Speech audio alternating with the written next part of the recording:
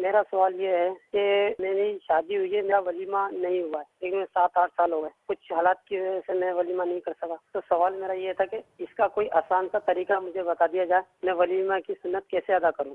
آصف بھائی تھے، ولیمہ نہیں ہوا، 6 سال ہو گئے، 6 سال ہو گئے، اب اس کا کیا کریں؟